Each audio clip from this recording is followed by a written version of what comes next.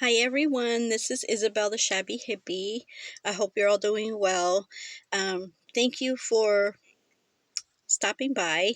I'm here today. Oh boy, what's this? I don't know. It looks like I have a white spot there, but anyway, sorry. I'm here today to do the 10 things I've learned on YouTube as a creator. And this is being hosted by Rose at The Rose Life, and I was tagged by my dear, sweet sister, Gigi, from Journal Gigi Hana.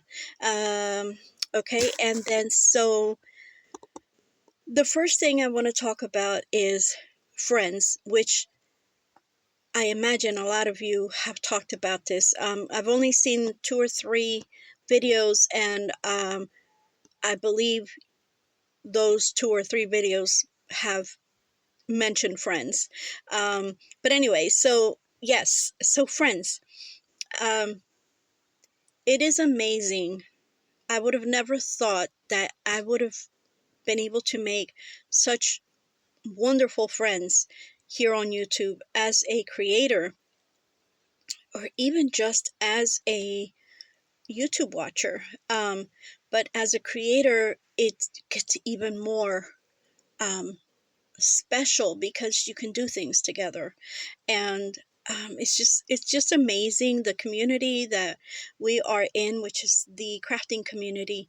It is a wonderful community where we are all sharing and inspiring each other, and it's just really truly amazing, and it's heartfelt, and it's not like we're jealous of each other's work or anything. It's just like we get inspired by each other, and I love it. I love it. I really love it.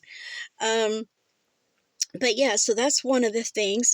The other thing I do want to mention on the other side of the coin is that you also do. Oh my gosh, I actually teared up just thinking about all my wonderful friends. But anyway, on the other side of the coin, you also have to be careful with your friends, because not all of them are 100% good friends, unfortunately. But so you have to take it slow as usual, as in, you know, a personal friend that you know in real life. Well, this is real life, but in person. So you really have to get to know each other before you can truly trust each other. Yeah, unfortunately, I did have a bad experience, but hey, I learned from it, and that's another thing that I learned uh, on YouTube is, I have to be more careful with how to choose my friends, but it's okay. It's okay. It's all good. So, so that would be number one. Number two is, um, you really don't need everything that you see on YouTube, on your channels, creators, like on your creators channel, sorry. um, if you're watching a video and your favorite creator, or one of your favorite, because I have many favorites, if they have bought, I don't know, X, Y, and Z because they need to have it, and you really love how the outcome turned out of whatever it was they did, you don't need to run out and buy everything, because a lot of times we just kind of get inspired by them, but you can actually do something, either the same thing or similar things, with things that you already have at home.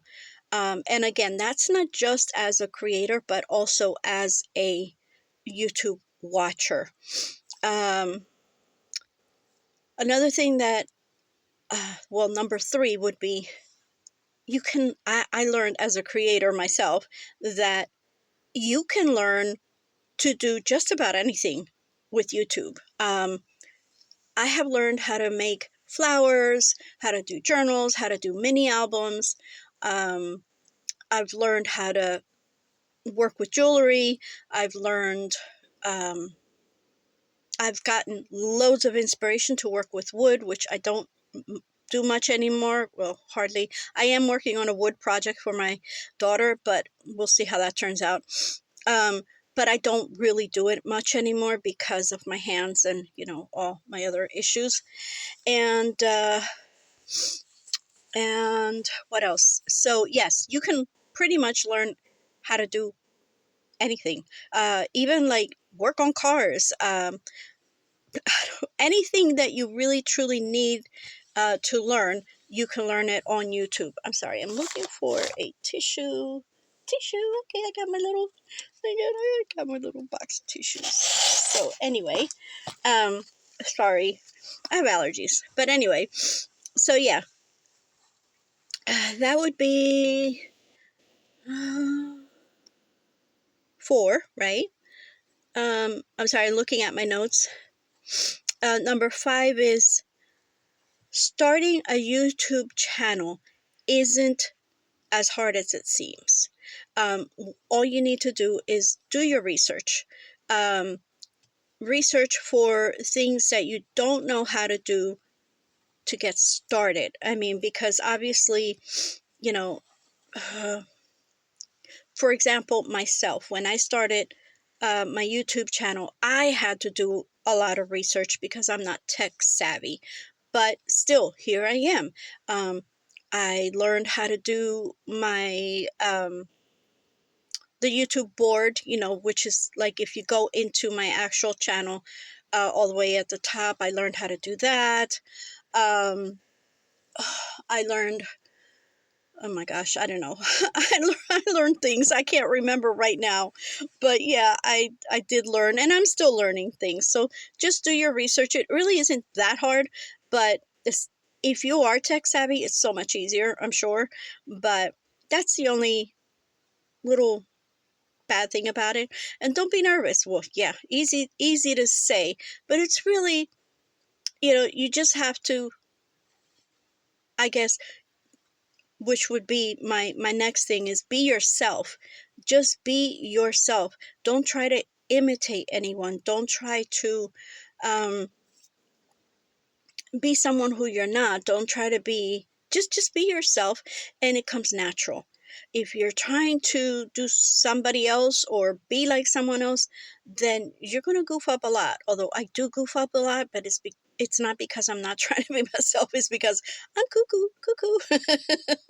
But anyway, okay. So then number 6.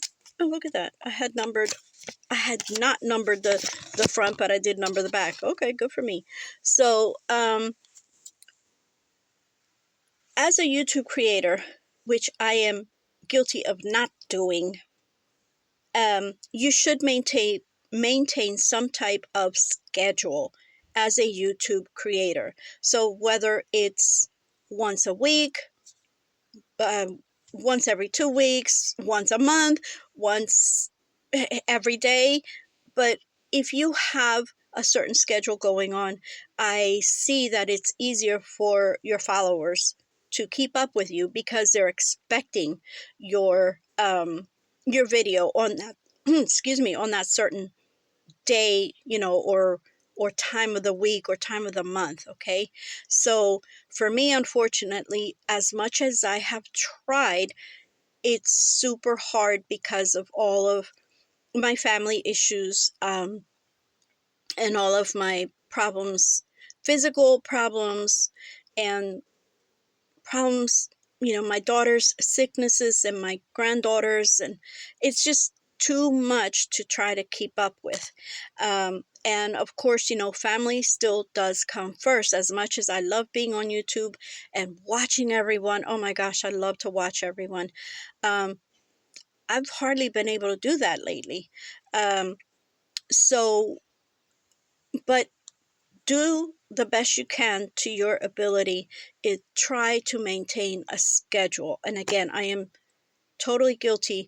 I do not maintain a schedule. I mean, other than doing my collaboration, which is, well, actually, this month was not on schedule either, now that I think of it, with Gigi. We do, we have our hashtag Ephemera Prompts 2025 collaboration on the first Monday of each month. That's the only thing I've really pretty much have been able to maintain, except for this month, which I did it a few days late. But yes, trust me, I really wish I could be on here more and crafting more. But yeah, I don't. I was telling my husband yesterday, I'm like, I'm going to walk into my little craft room, which is here, because I haven't been in there for weeks. Like literally, it's been that crazy. He goes, yeah, just go in there and relax, try to do something. And I'm like, yeah, okay.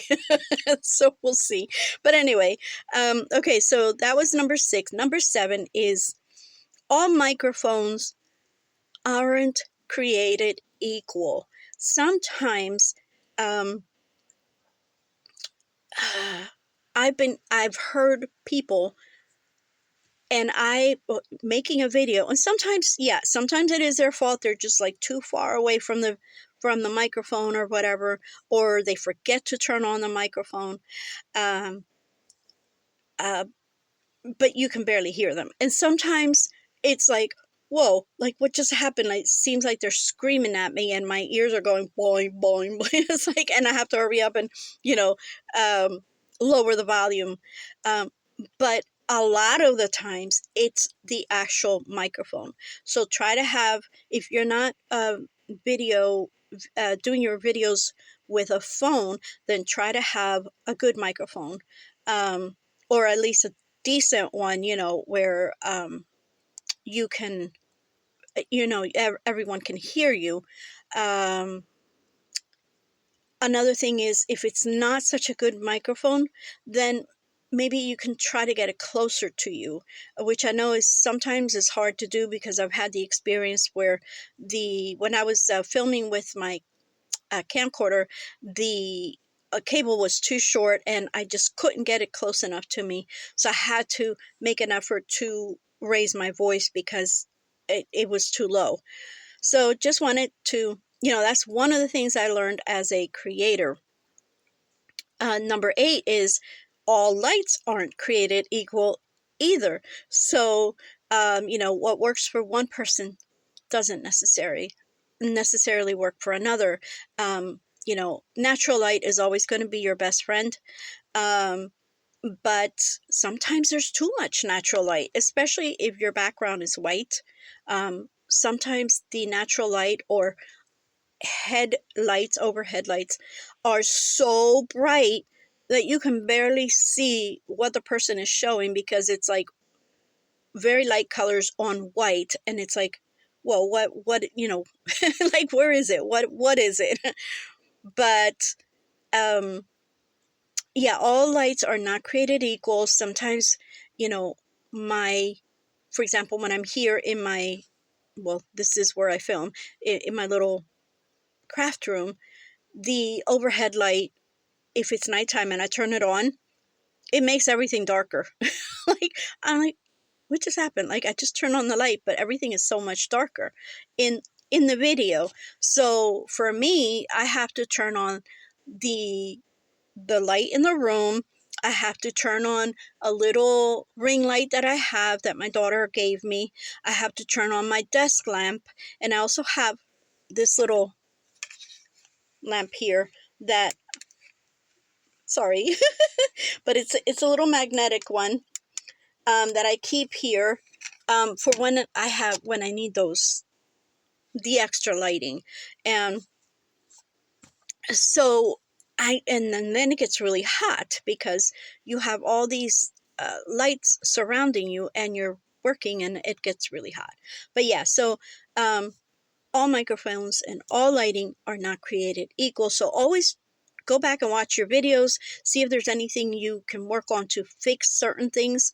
I always rewatch my videos. There's only been one time that I did not watch my video. I can't remember. It was a recent one, probably the last one I did, because I just, like I said, everything's been going crazy. But I always go back and watch my videos, regardless of if I can fix something or not. Sometimes I've been able to fix things, sometimes I haven't.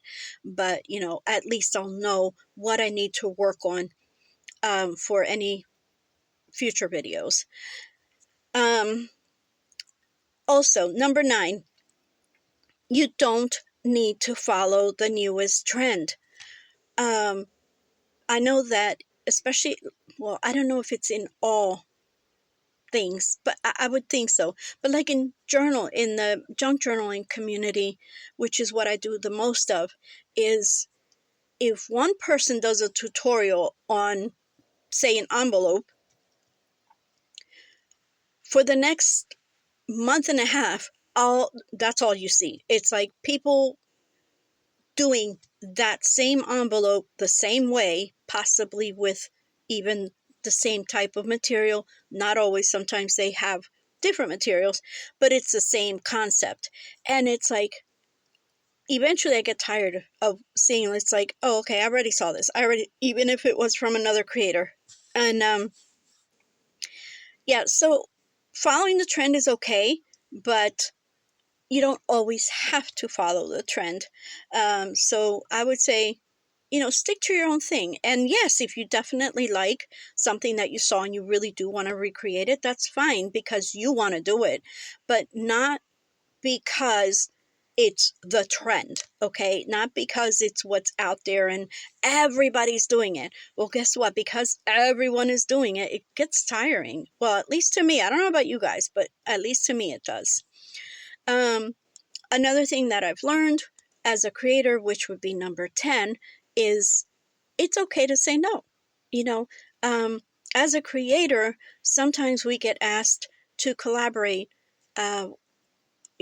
with other people, on hops or swaps or, I don't know, just anything. I